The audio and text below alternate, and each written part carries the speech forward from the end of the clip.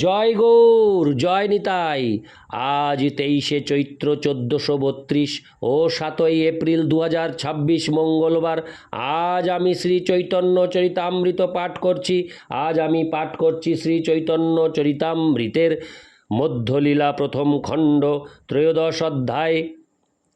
শ্রী জগন্নাথ দেবের রথাগ্রে শ্রী চৈতন্য মহাপ্রভুর নৃত্যের শ্লোক 163 থেকে 179।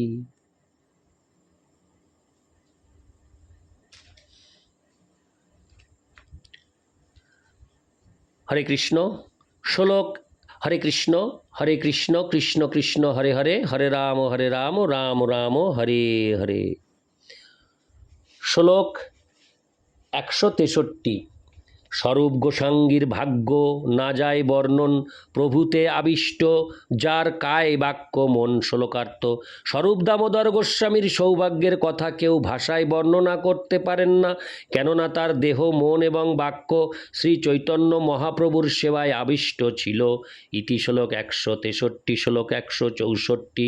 স্বরূপের ইন্দ্রিয়ে প্রভুর নিজেন্দ্রিয়গণ আবিষ্ট হঙ্গা করে গান আস্বাদন। শ্লোকার্থ: শ্রী চৈতন্য মহাপ্রভুর ইন্দ্রিয় এবং স্বরূপ দামোদরের ইন্দ্রিয় অভিন্ন ছিল, তাই শ্রী চৈতন্য মহাপ্রভু আবিষ্ট হয়ে স্বরূপ দামোদরের গান আস্বাদন করছিলেন। ইতি শ্লোক 164। শ্লোক 165।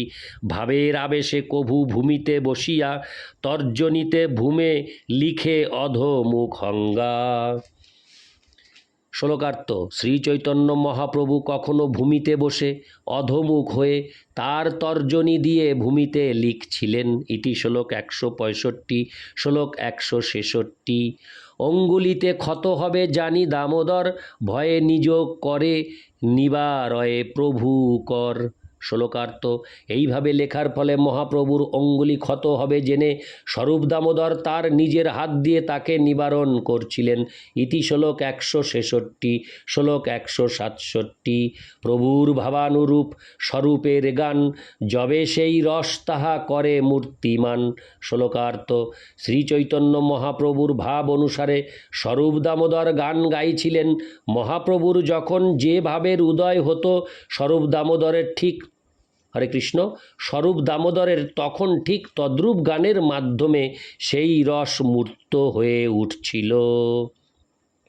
ইতি শ্লোক 167। শ্লোক 168।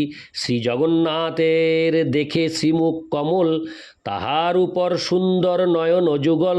শ্লোকার্থ: শ্রী চৈতন্য মহাপ্রভু শ্রী জগন্নাথ দেবের শ্রীমুখ কমল এবং তার উপর তার সুন্দর নয়ন যুগল দর্শন করছিলেন।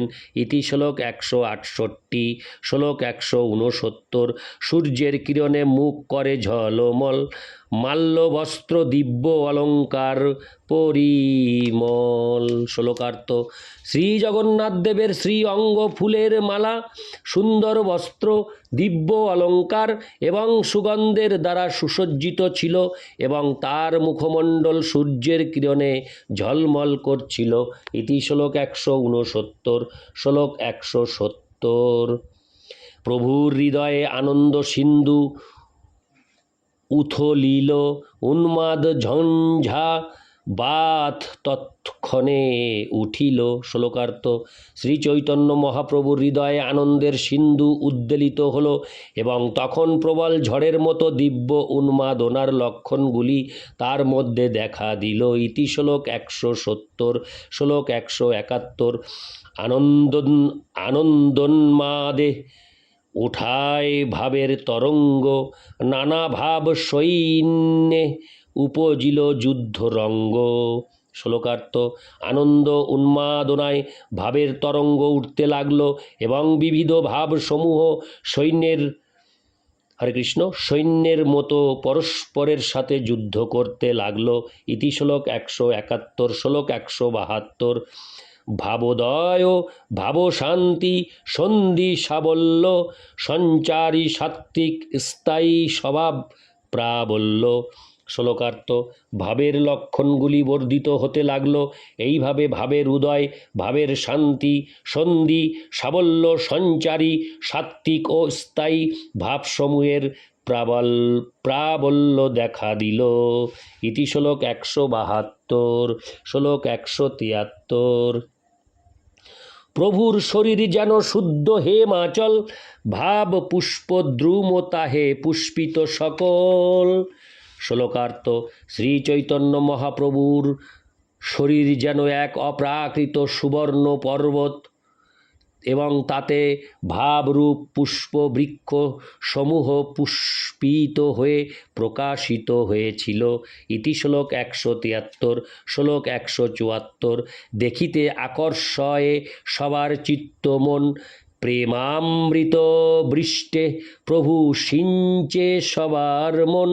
শ্লোকার্থ: এই সমস্ত লক্ষণগুলির, হরে কৃষ্ণ, এই সমস্ত লক্ষণগুলির দর্শনে সকলের চিত্ত এবং মন আকৃষ্ট হয়েছিল। শ্রী চৈতন্য মহাপ্রভু যেন প্রেমামৃত বর্ষণ করে সকলকে সিক্ত করেছিলেন। ইতি শ্লোক 174, শ্লোক 175 থেকে 176।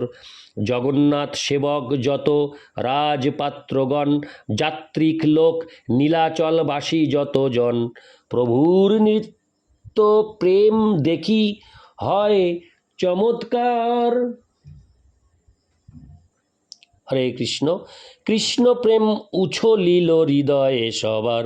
শ্লোকার্থ: শ্রী জগন্নাথ দেবের সমস্ত সেবক, রাজার সমস্ত পাত্রগণ, সমস্ত তীর্থযাত্রী এবং সমস্ত নীলাচলবাসী শ্রীচৈতন্য মহাপ্রভুর নৃত্য এবং প্রেম বিকার দেখে চমৎকৃত হলেন এবং সকলের হৃদয়ে কৃষ্ণ প্রেম উচ্ছল হয়ে উঠল। ইতি শ্লোক 175 থেকে 176, শ্লোক 177। প্রেমে নাচে গায় লোক করে কোলাহল, প্রভুর নৃত্য দেখি সবে আনন্দে বিহ্বল। শ্লোকার্থ: গভীর প্রেমে সকলে নাচতে লাগলেন, গাইতে লাগলেন এবং কোলাহল করতে লাগলেন। শ্রী চৈতন্য মহাপ্রভুর নৃত্য দেখে সকলেই আনন্দে বিহ্বল হয়েছিলেন। ইতি শ্লোক 177, শ্লোক 178। অন্যের কি, হরে কৃষ্ণ, অন্যের কি কাজ জগন্নাথ হলধর, প্রভুর নৃত্য দেখি সুখে চলিলা মন্থর। শ্লোকার্থ: অন্য সকলের কি কথা, এমনকি শ্রী জগন্নাথ দেব এবং বলদেব পর্যন্ত শ্রী চৈতন্য মহাপ্রভুর নৃত্য দেখে মহাসুখে মন্থর গতিতে চলতে লাগলেন। ইতি শ্লোক 178, শ্লোক 179। কভু সুখে নৃত্যরঙ্গ দেখে রথ রাখি, সে কৌতুক যে দেখিল সেই তার সাক্ষী। শ্লোকার্থ: শ্রী জগন্নাথ বলদেব কখনো কখনো তাদের রথ থামিয়ে শ্রী চৈতন্য মহাপ্রভুর নৃত্যরঙ্গ দেখতে লাগলেন। সেই দৃশ্য দ্বারা, হরে কৃষ্ণ, সেই দৃশ্য যারাই দেখেছিলেন তারাই তার সাক্ষী। ইতি শ্লোক 179। হরে কৃষ্ণ কৃষ্ণ কৃষ্ণ হরে হরে, হরে রাম রাম রাম হরে হরে। জয় গৌর, জয় নিতাই।